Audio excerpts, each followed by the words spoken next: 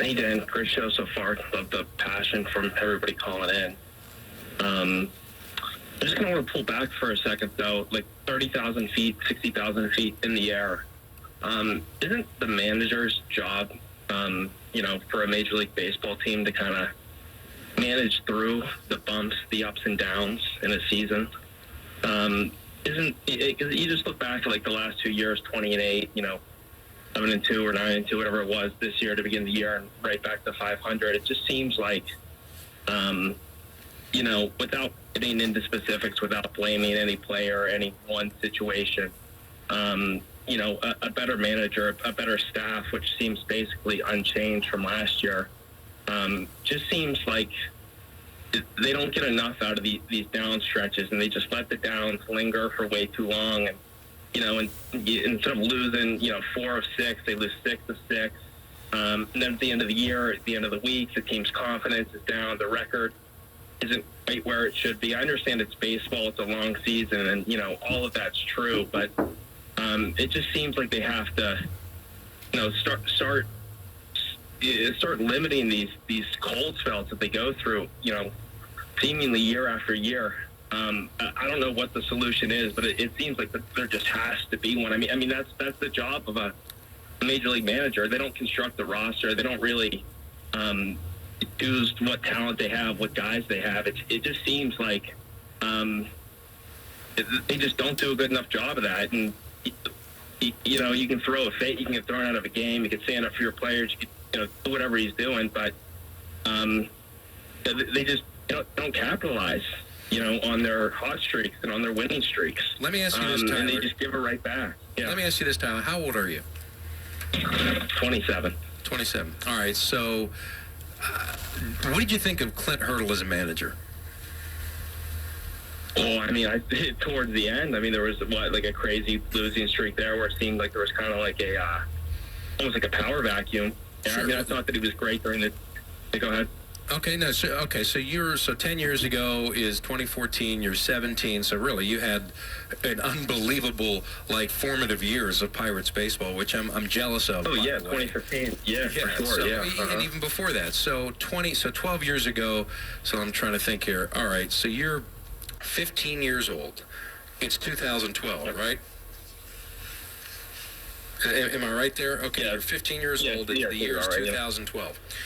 In 2012, the Pirates on August 1st were 60-44. Do you remember that at all? Yeah. All right. Yeah, is that the year that they finished just below 500? Was that the first year? Yep. They were 79-83. Yeah, and I remember the enthusiasm, the excitement around that team, and I remember them finishing close to 500, and things still seeming like, they were building, and then they did in 13, 14, 15. So that's why I asked the question, do you think Clint Hurdle's a good manager? Or was? Yeah, I think that what they were doing in those years was, obviously successful. Okay, and I'm just taking your question and trying to apply some scenarios here. I think if Clint Hurdle was a great manager, he'd still be in baseball. So I'm not going to say that he is some amazing manager. I think he was the right guy at the right moment. Sure, and Derek Shelton may or may not be. I think we don't know that yet, and nor do we really know if Clint Hurdle was going to be a good manager in 2011. Because you look at what he did in Colorado, it wasn't much. Yeah, caught lightning in a bottle, went to the World Series in 2007, but was one of the more respected baseball men. And the reason why I'm bringing this up is because, it's important to understand history because it does kind of come around again and it repeats itself. And Clint Hurdle presided over the 2011 collapse, the much more prolific and significant 2012 collapse of both of those teams that largely were made up of the same guys and cast of characters. But rubber finally hit the road in 13, 14, 15, and they were able to supplement accordingly with homegrown and outside players, and were able to enjoy a run and a stretch. Obviously, they didn't sustain it, and that's been well documented. But as this organization seems to be in 2024, a version of its maybe 2012 self. I don't know if I'd go as far as saying that this is the 2013 Pirates, maybe somewhere in between. Derek Shelton is going to be judged and assessed significantly and graded fairly and firmly on this season. I think we're going to have a really good understanding of what Derek Shelton is all about. He was not managing games to win in 21, 2, and to a lesser extent, a little bit at times in 23. In 24, the decisions that he needs to make are to win ball games, and this is a team that needs to take, as the owner said, significant steps forward in 2024. And significant is off of 76 wins the prior year. So I think the expectation and the bar has been set as to what the realistic prism and expectation is in the ivory tower from the owner on down. And if it's significant progress from 76 wins over a year ago, well, what does that look like? It most definitely starts with an 8, and I think that this team can get to that easily. And my expectation is a winning year. 82, 83 wins, maybe 83, 79, and they may have kind of taken a few ticks off the ledger with the 6-game skid because they all matter. But I don't know if he's the right guy. I don't say with confidence, oh, yes, I feel so good about Derek Shelton, but I'm not like, I'm going to just jettison this guy and a change needs to be made. My tune very well may be changing in August or September on this show, so we'll find out in 4 months. Appreciate the I agree with that. I mean, I think that's a fair stance to take. I just don't know how often you can expect to go through 11-game stretches where you play 9-2. And I mean, I think at the course of a 162-game season, like you still have to capitalize on your hot runs, and you just can't immediately give them back. And I'm not saying that he should be run out of town or that we need to find somebody else. But I am saying, we have seen this before. And whenever he was brought in, he was, it was a complete rebuild. And maybe he was the right guy to manage them through that phase, and maybe he won't be the right manager to manage them as a winner. I really don't know, but I do believe it's fair to hold him accountable for losing spells that they're going through right now and that they've seemed to go through in the past. Absolutely, and I'm glad it's being called out. I mean, or at least recognized internally as it was. For those that didn't catch it, Connor Joe told us before the game that Shelton went around, and you obviously have to start with a thought and a vibe, and Shelton's trying to keep it positive, but he went around and he's trying to prevent things from getting worse. Obviously today that didn't work out as they fall 6-1, and we're going to hear from Shelton in a moment. And he's not a guy that necessarily loses his mind in his post-game press conferences and winds up like Denny Green on YouTube or is throwing phones at reporters like Hal McRae did. If anybody wants to go back and watch some old school baseball stuff from YouTube, He's it sounds silly to say he's trying, but he's trying to prevent this as much as he possibly can. And he's got veteran leadership in the clubhouse today, for those just tuning in, that called out the body language of this team, who's just lost its 6th consecutive game, and that was Martin Perez, the starting and losing pitcher today. So I think the signs of accountability, or at least the action items to try to prevent this thing from really going off the rails. We've got that action item yesterday from the manager, per one of the veteran leaders on this team in Connor Joe, and we've got the veteran pitcher who was grinding his tail off, trying to just work with absolutely nothing on the mound today, who I thought did a pretty admirable job and put on a pretty good show, calling out the body language, especially the last 3-4 innings of it, where the Pirates offensively tucked tail and there were 10 of 11 retired. That's of this mess, of this frustration, this 6-game skid where they've scored 9 freaking runs. There are, I guess, those 2 little positives, the sign of a pulse that I think as fans is what we would like to see. So there's that. All right, let's go to Bob in Lower Burrell. Bob, you're on Sports Radio 93.7 The Fan. Thanks for your patience. Thank you for taking my call. Hey, listening to some of these guys, I just got a question. If they're just thinking way too much about what happened last year. It's still only 22 games. I don't know. I'm a season ticket holder. I just got home from the game. I'm really confident that this team is going to turn it around. It's kind of like they've got this bad spell going right now.